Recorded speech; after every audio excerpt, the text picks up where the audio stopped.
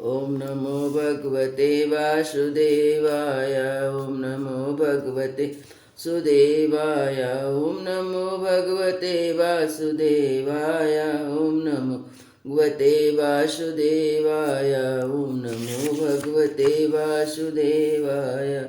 नारायणं नमस्कृत्य नरं चैव नरोत्तमं देवीं सरस्वती व्यासं ततो जयमुदीरयेत्। नष्टप्रायेषु अभद्रेषु नित्यं भागवत सेव्या। भगवती उत्तमश्लोके भक्ति भवति नष्टकी।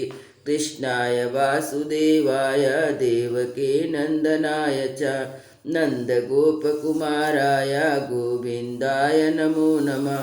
मूकं करोति वाचालं पङ्गुलङ्घ्यते गिरिं यत्कृपातमहं वन्दे परमानंदम माधवम। श्रीमद्भागवत महापुराण चतुर्स्कंद अध्याय 5। वीरभद्रकृत दक्ष यज्ञ विध्वंस और दक्ष वध। श्री मैत्रेय जी कहते हैं, महादेव जी ने जब देवर्षि नारद के मुख से सुना कि अपने पिता दक्ष से अपमानित होने के कारण देवी सती ने प्राण त्याग दिए हैं और उनकी यज्ञ वेदी से प्रकट हुई भुजाओं ने उनके पार्षदों की सेनाओं को मारकर भगा दिया है, तब उन्हें बड़ा ही क्रोध हुआ। उन्होंने उग्र रूप धारण कर क्रोध के मारे ऊँट चबाते हुए अपनी एक जटा उखाड़ ली, जो बिजली और आग की लपट के समान दीप्त हो रही थी, और सहसा खड़े होकर बड़े गंभीर अट्ठास के साथ उसे पृथ्वी पर पटक दिया। उससे तुरंत एक बड़ा भारी लंबा चौड़ा पुरुष उत्पन्न हुआ। उसका शरीर इतना विशाल था कि वह स्वर्ग को स्पर्श कर रहा था। उसके 1000 भुजाएं थी, मेघ के समान श्याम वर्ण था, सूर्य के समान जलते हुए 3 नेत्र थे, विकराल दाढ़ें थी और अग्नि की ज्वालाओं के समान लाल लाल जटाएं थी। उसके गले में नरमुंडों की माला थी, हाथों में तरह तरह के अस्त्र थे। जब उसने हाथ जोड़कर पूछा, मैं क्या करूं, तो भगवान भूतनाथ ने कहा, वीर रुद्र, तू मेरा अंश है, इसलिए मेरे पार्षदों का अधिनायक बनकर तू तुरंत ही जा और दक्ष तथा उसके यज्ञ को नष्ट कर दे। प्यारे विदुर जी, जब देवादि शंकर ने क्रोध में भरकर ऐसी आज्ञा दी, तब वीरभद्र उनकी परिक्रमा करके चलने को तैयार हो गए। उस समय उन्हें ऐसा मालूम होने लगा कि मेरे वेग का सामना करने वाला संसार में कोई नहीं है और मैं बड़े से बड़े वीरों का भी वेग सहन कर सकता हूँ। वे भयंकर सिंहनाद करते हुए एक अति कराल त्रिशूल हाथ में लेकर दक्ष के यज्ञ मंडल की ओर दौड़े। उनका त्रिशूल संसार संहारक मृत्यु का भी संहार करने में सामर्थ्य था। भगवान रुद्र के और भी बहुत से सेवक गर्जना करते उनके पीछे हो लिए। उस समय वीरभद्र के पैरों के नुपुर आदि आभूषण झन झन बजते जाते थे। इधर यज्ञशाला में बैठे हुए यजमान सदस्य तथा अन्य ब्राह्मण ब्राह्मणियों ने जब उत्तर दिशा की ओर धूल उड़ती देखी, तब उन्होंने सोचा, अरे अंधेरा कैसा होता आ रहा है, यह धूल कहाँ से छा गई।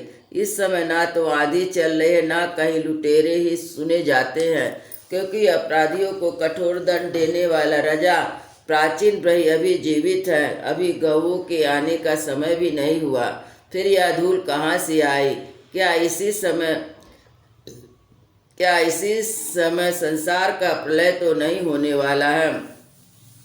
तब दक्ष पत्नी प्रसूति एवं अन्य स्त्रियों ने व्याकुल होकर कहा, प्रजापति दक्ष ने अपनी सारी कन्याओं के सामने बेचारे निरापराधा सती का तिरस्कार किया था। मालूम होता है उसी पाप का फल है। प्रलय काल उपस्थित होने पर जिस समय अपने जटाजूट को बिखेर कर तथा शस्त्र अस्त्रों से सुसज्जित अपनी भुजाओं को ध्वजाओं के साथ फैलाकर तांडव नृत्य करते हैं, उस समय उनके त्रिशूल के भालों से दिग्गज विध जाते हैं। उनके मेघ गर्जना के समान भयंकर अट्ठास से दिशाएं विदीर्ण हो जाती हैं। उस समय उनका ऐसा हृदय तेज होता है, वे अपनी भौमें टेढ़ी करने के कारण बड़े दुर्धर्ष जान पड़ते हैं। उनकी विकराल दाढ़ों से तारागण अस्त व्यस्त हो जाते हैं। उन क्रोध में भरे हुए भगवान शंकर को बार बार कुपित करने वाला पुरुष साक्षात विधाता ही क्यों न हो, क्या कभी उसका कल्याण हो सकता है। जो लोग महात्मा दक्ष के यज्ञ में बैठे थे, भय के कारण एक दूसरे की ओर कतार दृष्टि से निहारते हुए ऐसे ही तरह तरह की बातें कर रहे थे। कितने में ही आकाश और पृथ्वी सब ओर से सहस्त्रों भयंकर उत्पात होने लगे। विदुर जी, इस समय दौड़कर आए हुए रुद्र सेवकों ने उस महान यज्ञमंडल को सब ओर से घेर लिया और वे तरह तरह के अस्त्र शस्त्र धारण किए हुए थे। उनमें कोई बौने, कोई भूरे रंग के, कोई पीले और कोई मगर के समान पेट और मुख वाले थे। उनमें से किन्हीं किन्हीं में प्रांगवंश यज्ञशाला के पूर्व और पश्चिम के खंभों के बीच में आड़े रखे हुए डंडों को तोड़ डाला। किसी ने यज्ञशाला के पश्चिम को स्थित पत्नी शाला को नष्ट कर दिया। किन्हीं ने यज्ञशाला के सामने का सभा मंडल और मंडप के आगे उत्तर की ओर दिशा अग्निधर्ष शाला को तोड़ दिया। किन्हीं ने यजमान गृह और पाकशाला को तसा नसा कर तहस नहस कर डाला। किन्हीं ने यज्ञ के पात्र फोड़ दिए, किन्हीं ने अग्नियों को बुझा दिया, किन्हीं ने यज्ञ कुंडों में पेशाब कर दी और किन्हीं ने वेदी की सीमा के सूत्रों को तोड़ डाला। कोई कोई मुनियों को तंग करने लगे, कोई स्त्रियों को डराने धमकाने लगे, किन्हीं ने अपने पास होकर भागते हुए देवताओं को पकड़ लिया। मणिमान ने भृंगु ऋषि को बांध लिया। वीरभद्र ने प्रजापति दक्ष को कैद कर लिया। चंडिस ने पूषा को और नंदीश्वर ने भग देवताओं को पकड़ लिया। शंकर के पार्षद की यह भयंकर लीला देखकर तथा उनके कंकड़ पत्थरों की मार से बहुत तंग आकर वहाँ जितने सदस्य और देवता लोग थे सब के सब जहाँ तहाँ भाग गए। भृंगु जी हाथ में सुआ लिए हवन कर रहे थे। वीरभद्र ने उनकी दाढ़ी मूछ नोच ली, क्योंकि उन्होंने प्रजापति की सभा में मुँह छेड़ते हुए महादेव जी का उपहास किया था।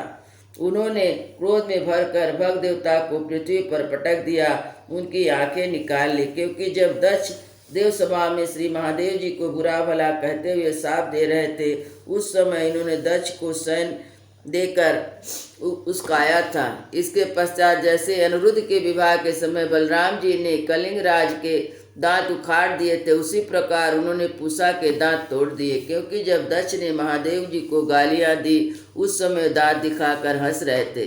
फिर वे दक्ष की छाती पर बैठकर एक तेज तलवार से उसका सिर काटने लगे, परंतु बहुत प्रयत्न करने पर भी उस समय उसे धड़ से अलग ना कर सके। जब किसी प्रकार के अस्त्र से दक्ष की त्वचा नहीं कटी, तब वीरभद्र को बड़ा आश्चर्य हुआ। बहुत देर तक विचार करते रहे। तब उन्होंने यज्ञ मंडप में यज्ञ पशुओं को जिस प्रकार मारा जाता है उसे देखकर उसी प्रकार दक्ष रूपी यजमान पशु का सिर धड़ से अलग कर दिया। यह देख भूत प्रेत पिशाच आदि उनके कर्म की प्रशंसा करते हुए वाह वाह करने लगे और दक्ष के दलवाहक में हाहाकार मच गया। वीरभद्र ने अत्यंत कुपित होकर दक्ष के सिर को यज्ञ की दक्षिणा अग्नि में डाल दी और यज्ञशाला में आग लगाकर यज्ञ को विध्वंस करके कैलाश पर्वत को लौट आए। वृंदावन बिहारी लाल की जय। अयोध्या श्री राम लला की जय। गुरु महाराज।